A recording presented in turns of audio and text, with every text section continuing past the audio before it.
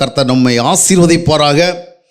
நேற்றைய தினம் கோயம்புத்தூர் கூடுகளில் கூட சிலர் ஸ்பெஷலாக சொன்னாங்க, நீங்கள் வாலிபர் கூட்டத்தை கோயம்புத்தூரில் அடிக்கடி நடத்துங்க அப்படின்னு. ஆனால் இப்பொழுது வாலிபர் கூட்டம்னால அவருடைய கான்செப்டே வேறு விதமாக இருக்குது. தேவன் விரும்புகிற விதமாக வாலிபரில் வடிவமைக்கிறதல்ல, வாலிபர் விரும்புகிறது மாதிரி ஆண்டவர் என்ன செய்கிறது, அதுக்கு மாற்றிக்கிறது தான் இன்றைக்குள்ள யூத் மினிஸ்ட்ரியுடைய கான்செப்டாக இருக்குது. ஆனால் நம்ம ஒவ்வொரு வாரமும் வாலிபர்களுக்காக என்ன செய்கிறோம், தொடர்ந்து அவர்களுக்கு தேவையான சில கருத்துக்களை கொடுத்து கொண்டே இருக்கிறோம். ஜேஎன் காஸ்பல் தமிழ் என்கிற சேனலில் ஒவ்வொரு நாளும் இந்த நிகழ்ச்சி வாலிபர்களுக்காக ஒளிபரப்பப்படுகிறது. பெற்றோர்கள் அதை பார்த்தாலும் உங்கள் பிள்ளைகளுக்கு என்ன செய்யுங்க, அதை அந்த செய்தியை பார்க்கும்படியாக தூண்டுதல் கொடுங்க. அது அவளுக்கு பிரயோஜனமாக இருக்கும். வாலிப வாழ்வினுடைய ஒவ்வொரு சூழலையும் ஆழ்ந்து சிந்தித்து அது தொடர்பான பல கருத்துக்கள் கொடுக்கப்படுகிறது. இந்த நாளில் நம்ம பார்க்க போகிற காரியம் என்னவென்றால், வாலிப வயதில் தான் பிள்ளைகள் அதிகமாக ஈர்க்கப்படுகிற நிலைமையில் இருப்பாங்க. they will be easily attracted, they will be easily enticed. அதாவது அவங்களை ஈஸியாக பல விஷயங்கள் என்ன செய்யும், வசீகரிக்கும். இப்போ சினிமாவில் ஒரு ஹேர் ஸ்டைல் புதுசாக வருது. முன்னாடி இது மேலே கொஞ்சம் கம்மியாக வச்சாங்க, இந்த பக்கம்லாம் சுற்றி நிறைய வச்சாங்க. இப்போ சுற்றி என்ன பண்ணிடுறாங்க, எல்லாம் அடிமட்டம் தரமட்டம் ஆக்கிட்டு மேல் பக்கம் என்ன பண்ணுறாங்க, சில நாட்டுப்புறங்களில் போய் பார்த்தீங்கன்னு சொன்னால் சுற்றிலும் காலி நிலமாக இருக்கும். அது நடுவில் கொஞ்சம் என்ன செய்யும், கொஞ்சம் மரம் செடி இருந்து அது தனியாக தெரியும். அதை மாதிரி நிறைய தலைகளில் என்ன செய்துப்போம், இங்கெல்லாம் காலியாக கிடக்கும், தலையில் என்ன செய்யும், இவ்வளோ விசேஷமாக தெரியும். நம்ம தமிழ்நாட்டில் ஒரு போதகரை கூட நான் அப்படி தான் பார்த்தேன். அவருக்கு தலையில் முழுசாக எல்லா இடம் முட்டையாக இருக்குது, இந்த இடம் முட்டை எப்படி இருக்குது, ஆமாம் விசேஷமான ஒரு பிறகு போல் இருந்தார். சரி, இதுக்கு இருக்கட்டும்.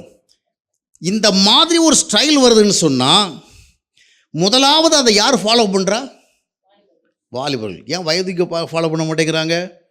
வாலிபர்களுக்கு வாலிப உணர்ச்சி வேகம் அதிகமாக இருக்குது. வாலிபர்களை அது போன்ற காரியம் எளிதாக ஈர்த்து கொள்ளுது.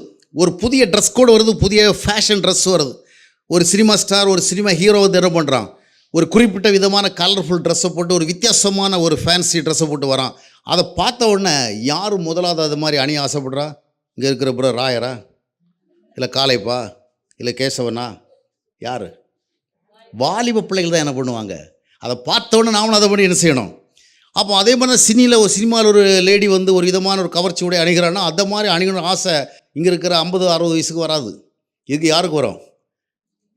18-20 வயசில் உள்ளவங்களுக்கு, 22 வயசில் உள்ளவங்களுக்கு தான் வரும். எதுக்கு இதை சொல்கிறேன்னா, வாலிப வயசில் தான் அந்த ஈர்க்க சக்தி, காந்த சக்தி என்ன செய்யும், அதிகமாக இருக்கும். அதனால் ஒரு புதிய ஃபேஷன், ஒரு புதியதான லைஃப் ஸ்டைல், ஒரு புதிய விதமான ஒரு என்டர்டெயின்மெண்ட் எது வந்தாலும் ஈஸியாக முதலாவது இழுக்கப்படுகிறது யார் தான்? இந்த வாலிப பிள்ளைகள். எனவே அதில் என்ன இருக்குன்னா, there's a great danger also. வாலிப பிள்ளைகள் எளிதாக இழுக்கப்படுகிறபடினாலே எளிதாக இந்த இழுவைக்குள் விழுவதற்கான வாய்ப்புகளும் அதிகமாக இருக்கிறது. வாலிப பிள்ளைகளை எந்த ஒரு நவ நாகரிகமும், எந்த ஒரு புதிய கலாச்சாரமும், எந்த ஒரு புதிய நாகரிக மோகமும், எந்த ஒரு புதிய பழக்க வழக்கங்களும் எளிதாக என்ன செய்கிறது, இழுத்துக்கொள்கிறது. ஒரு நல்ல புதுசாக ஒரு சாப்பாடு வகை வேறு நாடுகளில் பிரபலமாக இருந்த ஒரு உணவு வகை இந்தியாவில் வந்துச்சுன்னா, இப்போ பல்வேறு நாடுகளில் ஃபேமஸாக இருக்கிற பலவிதமான ஃபுட் மெனுவெலாம் என்ன பண்ணுது, இந்தியாவுக்குள்ளே வந்துச்சு.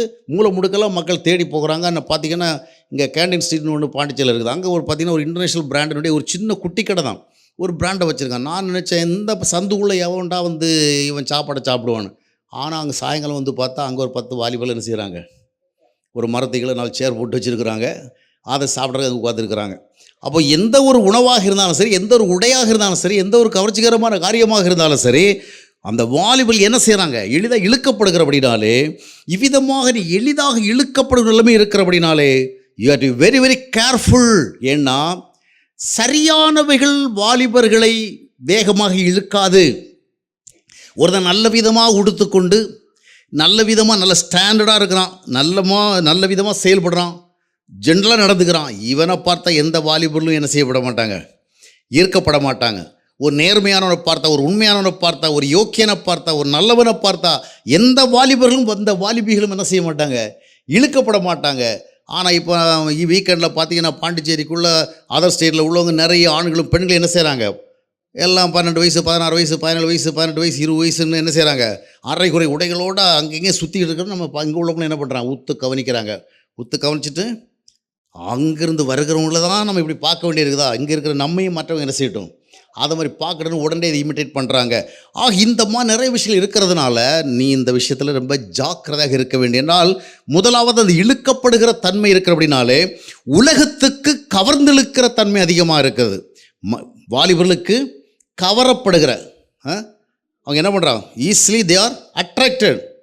அதனால் அந்த பக்கம் போனால் உலகத்தில் எளிதாக நம்மை கவர்ச்சிக்கிற நிறைய காரியங்கள், எளிதாக நம்மை கவர்ச்சிக்கிற விதமான உணவு முறைகள், எளிதாக நம்மை கவர்ச்சிக்கிற விதமான உடைமுறைகள், எளிதாக நம்மை கவர்ச்சி விதமான நாகரிக மோகங்கள், எளிதாக நம்மை கவர்ச்சிக்கு விதமான அந்தஸ்துகள், எளிதாக நம்மை கவர்ச்சிக்கு விதமான பொருளாதார நிலைமைகள், பல்வேறு வாழ்க்கை முறைகள், பலவிதமான கேளிக்கைகள் நம்ம எளிதாக கவர்ந்து இழுத்து விடுகிறது.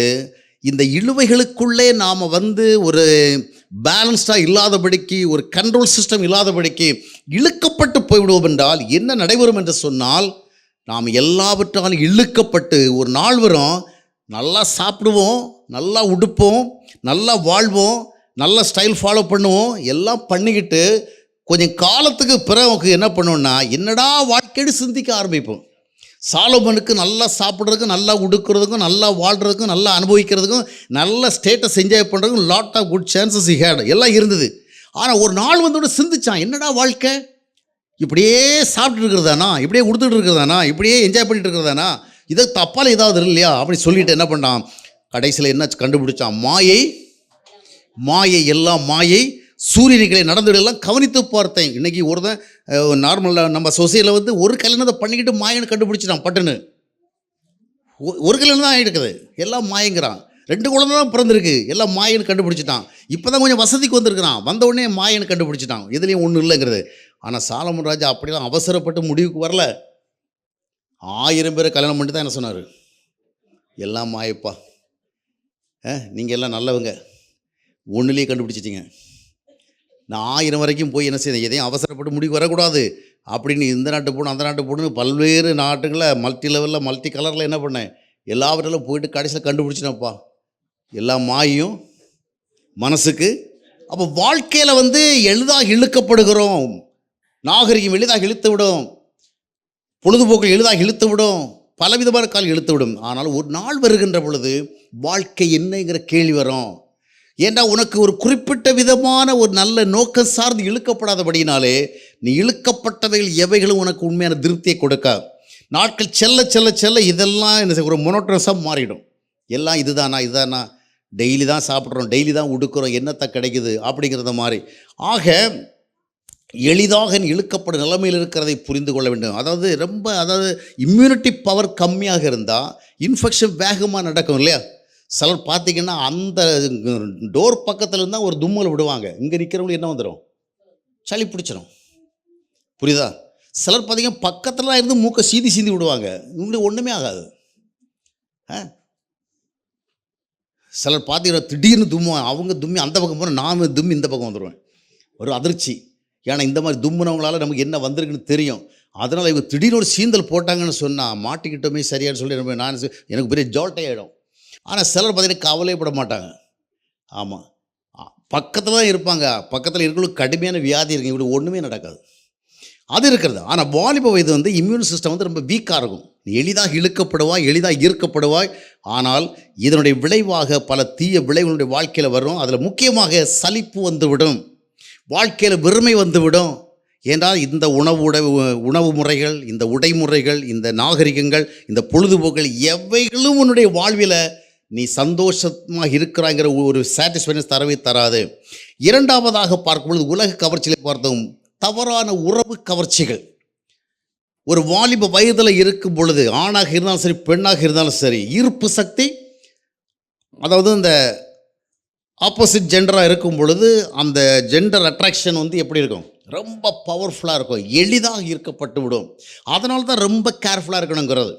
ஒரு வயதானவன் இழுக்கப்படுகிறத விட ஒரு வாலிபன் என்ன செய்து விடுவான். ஏன்னா நான் 2 விஷயம் சொன்னேன். ஒன்று, அவனுக்குள்ள ஒரு சின்ஃபுல் நேச்சர் இயற்கையாகவே இருக்குது. இன்னொன்று, அவனுக்குள்ள வாலிப உணர்ச்சி வேகம். அதாவது அவன் கொதிக்கிற எண்ணெய் போன்றவன்.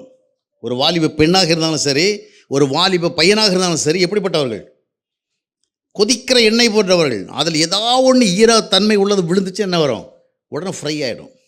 அதே மாதிரி தான் இந்த விதமான ஒரு கொதிக்குத்தன்மை வாலிபவதில் இருக்கிறபடினால எளிதாக ஏதாவது ஒரு காரியம் நம்ம இழுத்து விடும். உறவு கவர்ச்சி. அதனால் உறவுகள் விஷயத்தில் ரொம்ப கவனமாக இருக்கணும். ஆண் பெண் உறவுகள் என்று சொல்லுகின்ற பொழுது you have to maintain A proper distance. ஒரு கேப் உனக்கு இருக்கணும், இல்லைன்னா அது இழுத்து விடும். நீ இழுக்கப்படுவது சரியான ஒரு புரிந்து கொள்ளுதலின் அடிப்படையில் இருக்கும் என்று நீ சொல்ல முடியாது. என்றால் உன்னை ஏதாவது ஒரு விஷயம் தான் இழுக்கும். ஒரு ஆணையாங்களும் சரி, ஒரு பொண்ணையாங்களும் சரி, இழுக்கப்படுவது பல விஷயங்கள் ஒன்று சேர்ந்தல்ல. ஒரு விஷயம், ஒரு அழகு இழுத்து விடும், ஒரு அப்பியரன்ஸ், இல்லைன்றா ஒரு பேசுகிற வார்த்தைகள். ஒருத்தர் வந்து ரொம்ப நல்லா பேசுகிறாரு, நல்லா கேட்டே இருக்கிற போல இருக்குது, நல்லா ஜாலியாக பேசுகிறாரு, நல்லா வந்து என்ன ஒரு கேட்டால் என்ஜாய் பண்ணுற மாதிரி நல்லா பேசுகிறாரு. ஒரு தோற்றம், ஒரு திறமை, ஒரு இடத்துல பார்க்கின்ற ஒரு திறமை, அவன் ரொம்ப எபிளஸ்டாக இருக்கிறான், ரொம்ப ஸ்மார்ட்டஸ்டாக இருக்கிறான். அந்த மாதிரி ஒரு ஆணும் சரி பெண்ணும் சரி, ஒரு திறமை, ஒரு தோற்றம், ஏதாவது ஒரு விஷயம் என்ன செஞ்சிடும், எளிதாக ஈர்த்து விடும். அந்த ஈர்ப்பின் அடிப்படையிலே ஒரு இணைப்பு உருவாகிவிடும். ஆனால் வாழ்க்கை என்ற களத்துக்குள்ளே வருகிற பொழுது இந்த திறமையினால் ஈர்க்கப்பட்ட ஒன்று போதாது. அவன் நல்ல ஒரு ஏபிளஸ்டாக இருப்பான், இல்லை நல்ல வெல் எஜுகேட்டடாக இருப்பான், நல்ல திறவன் வாய்ந்தவன், இல்லை அது ஒரு பொண்ணு இருக்க நல்ல ஒரு அப்பியரன்ஸில் இருப்பாள், நல்ல அழகாக இருப்பாள், நல்ல தோற்றத்தில் இருப்பாள். ஆனால் நாளை தினம் வந்து நீ தோற்றத்தை வைத்துக்கொண்டு வாழ முடியாது. அது ஒரு மாயை தான். நீ தோற்றத்தை விரும்புகிறது எல்லாம் அது இயற்கை விஷயங்கள். ஆனால் அந்த தோற்றங்கள் உன்னை வாழ வைக்காது. நாளை தினம் அந்த தோற்றத்தை பார்த்து பார்த்து என்ன செய்ய முடியாது. சரி, எது இல்லாமல் இருந்தாலும் பரவாயில்லப்பா, நான் கல்யாணம் பண்ண ஒய்ஃப் எப்படி இருக்கிறா, ரொம்ப அழகாக இருக்கிறா, அதனால் அதுவே நமக்கு ரொம்ப திருப்தி. இதில் இல்லவே இல்லை.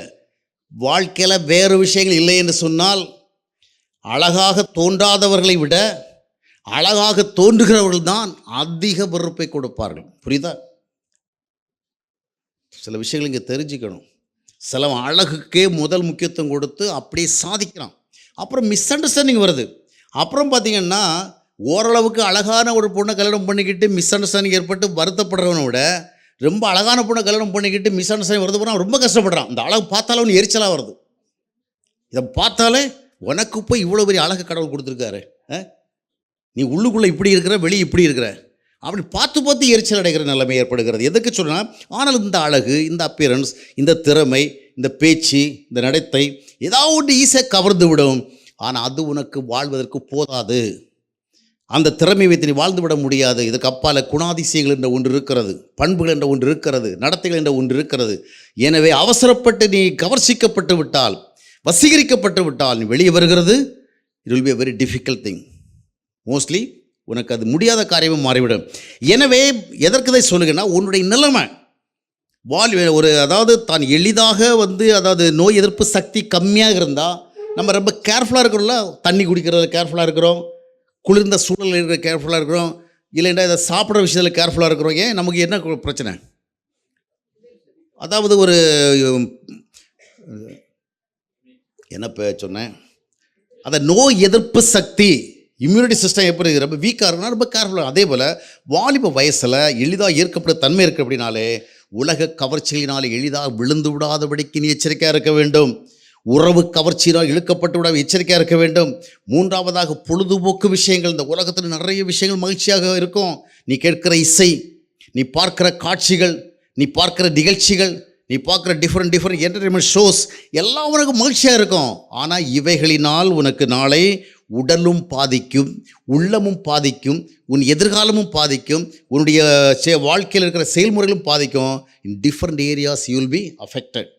அதனால் இப்படிப்பட்டவர்கள் உன்னை எளிதாக இழுத்து விடாதபடிக்கு என்னால் எப்பொழுதும் எதையாவது ஒன்றை கேட்டுக்கொண்டே இருக்க வேண்டும் என்ற கட்டாயத்திற்கு உட்படாமல் இருக்க முடியும். புரிஞ்சுட்டேன், நான் கொஞ்சம் நீளமாக பேசிட்டேன்ல. என்னால் இப்படி தான் பார்த்துட்டு தான் இருக்க முடியும் அப்படிங்கிறது இல்லை. என்னால் கொஞ்சம் என்ன செய்ய முடியும், ஃப்ரீயாக இருக்க முடியும்.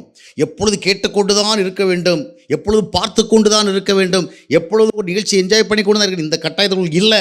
என்னால் கொஞ்சம் விலகி இருக்க முடியும் என்கிற ஒரு நல்ல ஒரு வெல் பேலன்ஸாக இருக்க ஒரு ஆற்றல் வேணும். அந்த ஆற்றல் நேச்சரில் கிடையாது. எனவே தான் ஆண்டவராய் இயேசு கிறிஸ்துவை உன்னுடைய வாழ்விலே நீ ஏற்றுக்கொள்ள வேண்டும். ஆண்டவராய் இயேசு கிறிஸ்துவை உன்னுடைய வாழ்விலே நீ ஏற்றுக்கொண்டு ஆண்டவருடைய ஐக்கியத்தோடு வாழ வேண்டும். ஒருவேளை நீங்கள் ஞானஸ்நானம் பெற்றிருந்தால் கூட ஆண்டவரை ஏற்றுக்கொண்டு வாழ்கிறீர்கள் என்று சொல்ல முடியாது. ஞானஸ்நானம் பெற்றவர்களாகி நீங்கள் உண்மையாக ஆண்டவரை உங்களுக்குள் பெற்றுக்கொண்டீர்களா? ஞானஸ்நானம் பெற்றுக்கொண்ட காரணத்துக்கு ஆண்டவர் உங்களுக்குள்ளே வந்து விட மாட்டார். நீங்கள் அவரை மனதார விரும்பினால் மட்டும்தான், வர வேண்டும் என்று அழைத்தால் தான் வருவார். எனவே அவரை உங்களுக்குள் அழைத்தால் உங்களை இது போன்ற தீங்கிலிருந்து என்ன செய்வார்? விலக்கி காத்து கொள்ளுவார். இந்த உலகத்தினுடைய கவர்ச்சிகளிலிருந்து தப்புவித்து உங்களை காப்பார். உறவு கவர்ச்சியிலே விழுந்து எதிர்காலத்தை பாழாக்கி விடாதபடி உங்களை பாதுகாப்பார். தவறான பொழுதுபோக்கு பழக்கங்களினாலும் தவறான வேறு விதமான பழக்க வழக்கங்களினாலும் உங்களுடைய எதிர்கால வாழ்க்கை கரைவிட்டு விடாதபடிக்கு, எதிர்கால வாழ்க்கை பாதிக்கப்பட்டு விடாதபடிக்கு அவர்தான் வலிமையை கொடுப்பார். அல்லேலூயா. அவர் உங்களோடு இருக்கும் பொழுது யோசேப்பை பாதுகாத்தது போல உங்களையும் பாதுகாப்பார்.